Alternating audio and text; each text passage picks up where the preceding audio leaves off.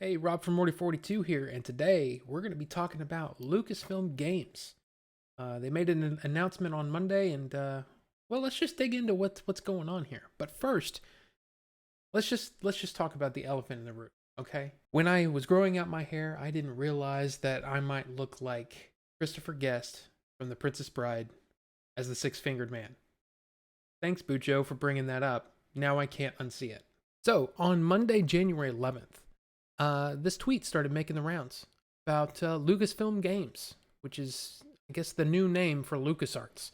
So when Disney took over Lucasfilm in 2013, one of the things that happened, like shortly after, was that LucasArts was it just kind of went away. We didn't know what really happened, but we did know at that point that EA was going to be the exclusive developer for any Star Wars games for at least the next 10 years.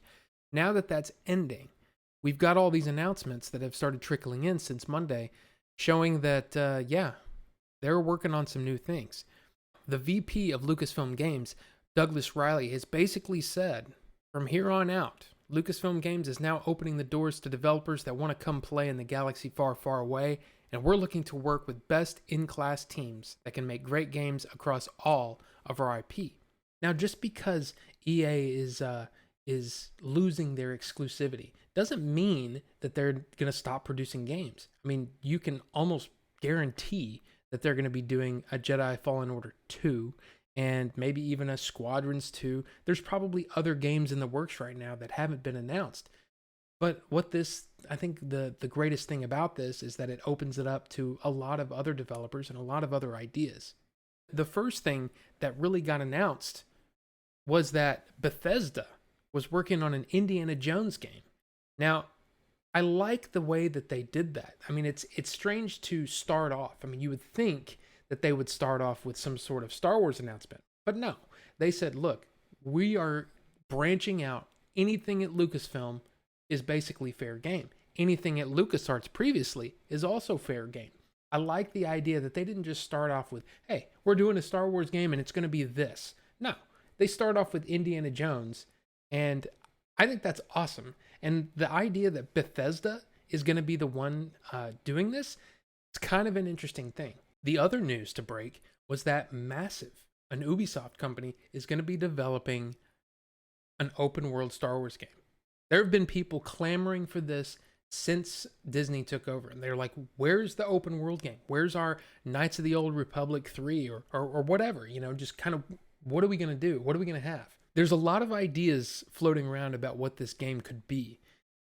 The idea that I like the most, and I'm not sure if this could be like sort of an amalgamation of all of these different game pundits talking. Let's say you start off with a character. You build the character from the ground up, right? Whatever this character's, sort of this class that they may be, right? They have a ship that they're working on. They're trying to get off the planet. And so you start off on this planet. It's huge, right? All this stuff that you can do. And what they can do is, as they progress after the game's released, they can release new worlds from time to time. That way they can really, really concentrate on making the world and the details really, really awesome. And so my idea would be that they release worlds, like every 3 months, 6 months, however long it takes, right? As almost like DLC, but it's an ever-growing world. Because the one thing that I would hate is to have, oh my gosh, you can go anywhere in the galaxy and it's really sparse and not really detailed and not really unique. So say you start off on some planet, whatever planet this is, and you're, sort of building up your skills and all that stuff, and you're building your ship up, right? You're getting your ship, space worthy, right? And as you go, you can travel to a new planet just a few months down the road, right? And at that time, Massive drops this new planet that's available to travel to, right? And when you get there, maybe your ship breaks down, and you've got to kind of work to get the thing back up and running, So it's almost like you can release new worlds, as you go along, but you can make it part of the story as well. I just think that's a great idea, and I think it'd be cool to have this ever-expanding open world, right? I mean, who knows? Maybe that could be a thing. I just think it's a great idea.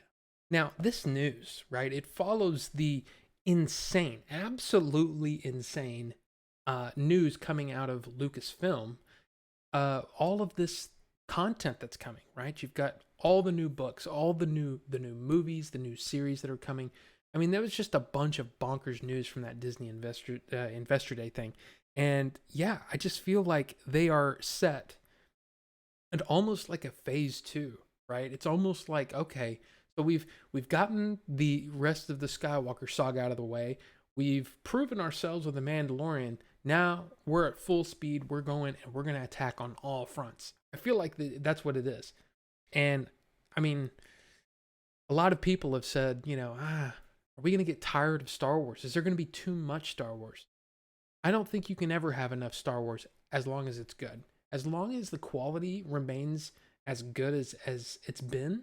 I mean, look at Fallen Order. Look at Star Wars Squadrons. Even though that's not a game specifically for me, it's been very, very popular. Battlefront 2 started off really shaky. I mean, we know this from EA. But over time, it's grown into a really, really solid experience if that's the kind of gameplay you want. And you can also, I mean, you have to admit, DICE has done an amazing job with Battlefront 2. And even though now that support is sort of ended, it's still like, man, is DICE going to continue doing stuff? Because their engine is insanely good. And what else is there to come? I mean, there's a ton of ideas, right?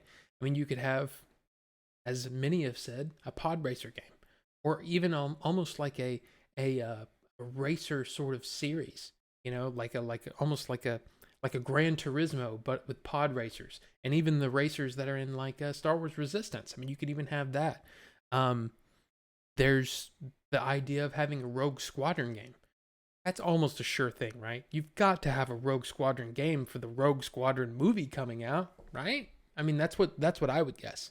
And I would assume that they would probably say, you know what? We need to go ahead and release all of those Rogue Squadron games that were on the GameCube and N64.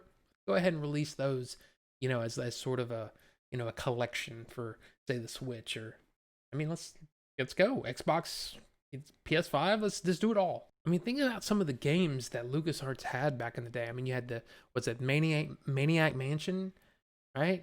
And the Monkey Island and Grim Fandango. I mean, these are all games that we could see again, and we could see them, capitalize on the kind of thing that I would say even like Nintendo has been doing a great job with this, re-releasing sort of remastered versions of older games. I mean, they could be doing this and really capitalize on the nostalgia of all of us who love those old LucasArts games. And again, I've said it about the Rogue Squadron. I mean, release a Rogue Squadron trilogy, collection. Come on, I'd totally be on board for that. And then there's like the X-Wing versus TIE Fighter, the regular X-Wing and TIE Fighter games. I mean, that's something else that they could do. I mean, Squadrons kind of, I think, scratch that itch for a lot of people, but I think that's another area where, I mean, who knows? That could be an amazing thing. Now, in almost every video or article that I've read about this whole thing with Lucasfilm Games, one thing keeps coming up, and that is, what games do you want? Now, I haven't seen this anywhere. I mean, I would think that people that are kind of in maybe my age group and my love for different styles of games and stuff like that, it's probably been said, but this is what I want. Look at Streets of Rage 4. That is an intensely fun game. And I mean, gosh, even look at the Scott Pilgrim game that as of this recording, it came out today, the 14th. This is a series that we really just haven't had, at least to my knowledge, in the Star Wars universe. How about a Clone Wars style game, a Clone Wars genre game that's just a beat 'em up, and you can choose whatever faction you want. You could have bounty hunters, you could have Sith, you could have Jedi, and then of course on the other side you have the fodder, right? The people that you are attacking, whether it's battle droids and whatever, and then you can have bosses built around that. You could have different stories based on that in the style of, say, like a Streets of Rage 4 or Scott Pilgrim. I love this idea. I think that is a genius idea, and why is that not a thing already? I mean, it seems like that's like an absolute no-brainer. Even if you just made it Jedi, where you can choose whatever Jedi you want versus battle droids. I mean, hours of fun. Hours of fun, different backgrounds, different things. I mean, I can see it in my head. I don't know if I'm seeing into the future. I mean, I guess that's possible. But I can see this game in my head. And it's just an amazing idea. Why is that not a thing? Like if this is something that is brand new and people don't like, oh my gosh, I've never heard this idea, it's genius, just throw a little credit my way. But for me, that is the game that I want. I want a game like that. And you can have DLC, right? Different worlds that you can battle on, different people that you're fighting against. You can customize your characters, your Jedi. I mean, there's all kinds of opportunities here. And if you make the gameplay first, right? Make the game fun first. I mean, come on. It's a great idea, right? So, as you may or may not know, no, I'm not a gaming channel first and foremost, right? I focus on a lot of different things, but I mean, come on.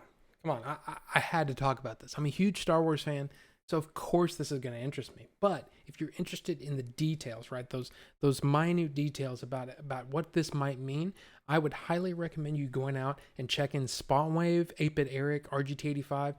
They've done amazing videos on this topic, so I highly recommend you checking them out if you need more information than what I've provided you here today. But what do you think about all this? I mean, this is some amazing news. I'm very, very excited about it, but I can see that maybe, is this going to dilute the excitement of having a new Star Wars game if there's one every couple of weeks? What do you think? Leave those comments down below and we'll talk about it. What games are you looking forward to? I mean, I know I've got my ideas. I'd love to hear yours.